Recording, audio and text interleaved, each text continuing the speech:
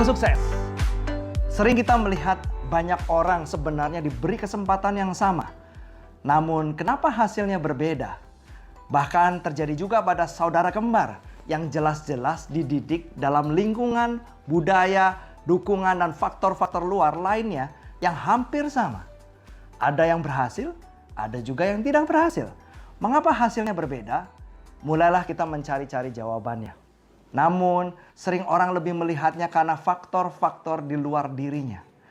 Menurut prinsip 90 dibanding 10 menjelaskan bahwa kesuksesan seseorang ditentukan oleh 10% faktor-faktor di luar dirinya. Dan 90% ditentukan dari cara seseorang bereaksi, yaitu faktor-faktor di dalam dirinya. Faktor penentu terbesar adalah belief system. Sistem nilai yang dipercayainya benar yang akan membentuk konsep dirinya. Konsep diri inilah yang akan membuat perbedaan yang jauh. Saya ingat sepenggal cerita yang sering dibawakan dalam materi-materi motivasi.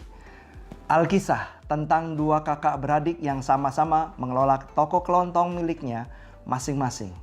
Sang ayah memberikan modal yang sama besarnya kepada kakak beradik ini untuk menjalankan usaha toko kelontong yang lokasinya satu sama lain tidak terlalu jauh berbeda. Sebelum sang ayah meninggal, ia berpesan tentang dua hal kepada anak-anaknya. Pertama, jangan menagih hutang kepada orang yang berhutang kepadamu. Kedua, setiap pergi dari rumah ke toko atau sebaliknya, jangan sampai terkena sinar matahari. Masing-masing berusaha mengelola tokonya dengan menjalankan pesan ini. Namun setelah beberapa tahun, toko si sulung berkembang semakin besar. Barang-barangnya semakin banyak dan ia bertambah kaya. Sebaliknya, usaha adiknya semakin menurun. Barang-barangnya semakin menyusut dan menjadi semakin miskin. Ibunya yang melihat hal itu merasa heran dan menanyakan kepada masing-masing anak. Anak yang lebih kecil menjawab, "Semua ini karena saya mengikuti pesan ayah. Pesan pertama, saya tidak boleh menagih hutang kepada orang yang berhutang kepadaku. Akibatnya modalku susut karena orang yang berhutang kepadaku tidak membayar, sementara aku tidak boleh menagih. Ayah juga berpesan agar setiap pergi dan pulang dari rumah ke toko, saya tidak boleh kena sinar matahari. Akibatnya, saya selalu membawa mobil atau naik taksi menuju toko atau pulang ke rumah. Padahal kalau mau dengan berjalan kaki saja sampai. Tapi karena pesan ayah demikian, maka pengeluaranku menjadi bertambah banyak." Sedangkan anak yang lebih tua menjawab, "Semua ini berkat dua pesan ayah tersebut. Pertama, ayah berpesan supaya tidak menagih hutang kepada orang yang berhutang kepada saya. Maka saya tidak menghutangkan kepada orang lain, sehingga modal saya tidak susut. Kalau ada orang yang ingin berhutang, saya lebih senang memberikan bantuan uang sesuai kemampuan saya, sehingga tidak perlu menagih hutang. Ayah juga berpesan agar setiap berangkat ke toko atau pulang ke toko tidak boleh terkena sinar matahari. Maka saya selalu berangkat ke toko dengan berjalan kaki lebih awal sebelum matahari terbit. Dan pulang ke rumah lebih lambat sesudah matahari terbenam. Akibatnya toko saya buka sebelum toko lain buka. Dan tutup jauh sebelum toko lain tutup. Kebiasaan ini menjadi banyak orang tahu dan tokoku menjadi laris. Karena mempunyai jam kerja lebih panjang. Jika konsep dirinya positive attitude, maka ia akan mengartikannya dengan positif. Pikiran positif, tindakannya positif, dan hasilnya pun positif. Sebaliknya kalau pesan itu ditangkap dengan persepsi yang berbeda, maka pesan itu dianggap sebagai suatu kesulitan, bukan sebuah tantangan. Hal ini akan mempengaruhi pikiran dan tindakannya, dan hasilnya adalah sesuatu yang negatif.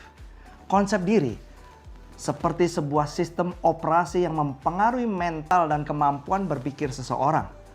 Hal ini dapat masuk ke dalam pikiran seseorang dan mempunyai bobot pengaruh yang besar terhadap kemampuan menerima dan mempersepsikan setiap pesan yang datang. Semakin positif konsep diri seseorang, maka akan semakin mudah menangkap dan mempersepsikan setiap pesan yang datang menjadi sebuah pesan yang positif. Demikian juga sebaliknya. Konsep diri terbentuk dari apa yang Anda alami, baca, dengar, dan hal-hal lain yang masuk ke dalam otak Anda sehari-hari. Dalam waktu yang panjang, minimal 90 hari, yang akan mempengaruhi nilai-nilai yang Anda percayai. Kalau Anda menjalankan secara rutin sistem Joyces, khususnya mendengarkan audiobooks, melihat video books, membaca buku-buku yang dianjurkan, dan datang ke setiap pertemuan, maka Anda dengan sengaja mengontrol apa yang masuk ke dalam pikiran Anda. Lebih banyak mengizinkan arus masuk positif dan memblok hal-hal negatif dalam otak Anda. Maka tanpa Anda sadari, dengan berjalannya waktu, konsep diri Anda berubah menjadi positif. Sebenarnya, waktu yang diperlukan untuk sukses di dalam bisnis ini sangatlah singkat dibandingkan bisnis lain. Mengapa banyak yang lama suksesnya? Memang 10% karena faktor-faktor di luar. Namun orang-orang yang sukses, 90% lebih banyak waktu dihabiskan untuk membangun konsep dirinya. Untuk menjadi konsep diri yang benar sesuai dengan konsep diri orang-orang yang sukses. Semakin orang menutup diri, kebanyakan karena tertutup oleh lemak ego yang tebal, untuk tidak merubah konsep dirinya, semakin lama juga suksesnya. Karena konsep diri ini adalah kunci utamanya. Saya tidak menutup kenyataan bahwa di dalam bisnis ini ada orang-orang yang menang lotre. Walaupun dari 1.000 orang hanya 1 yang menang lotre. Bisa mencapai peringkat yang tinggi karena 2 legnya aktif dengan sendirinya.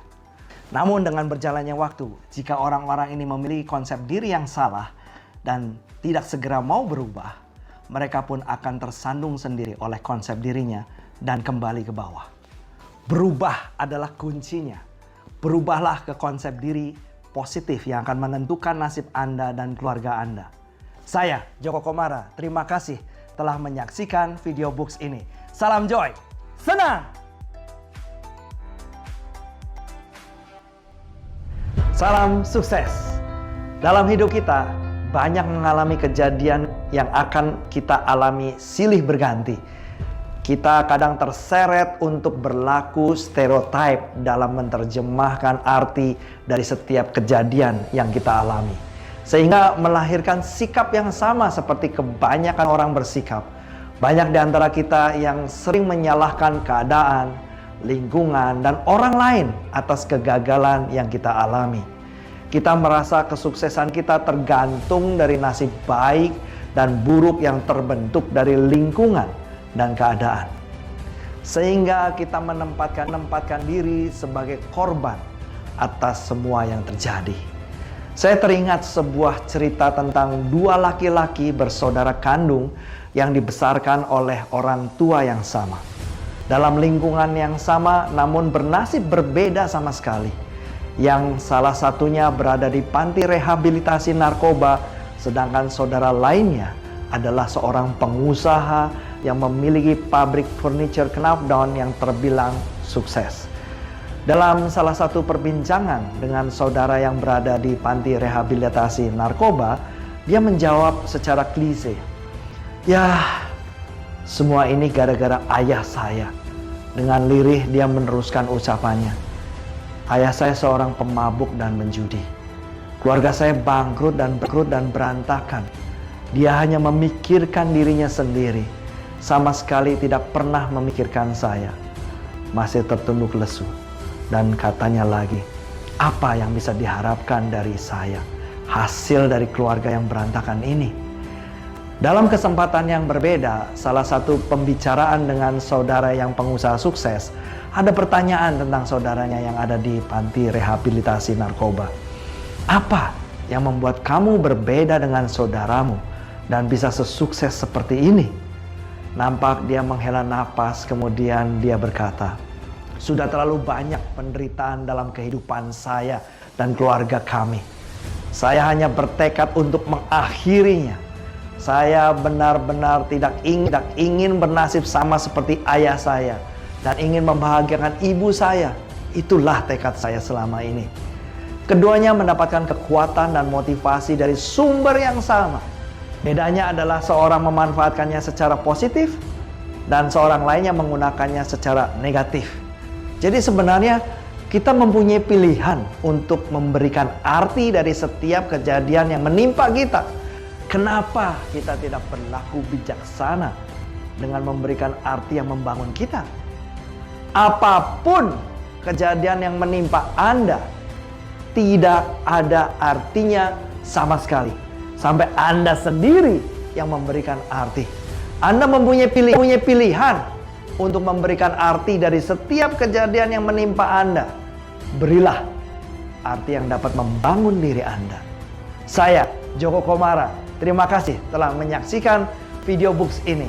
Salam Joy, senang!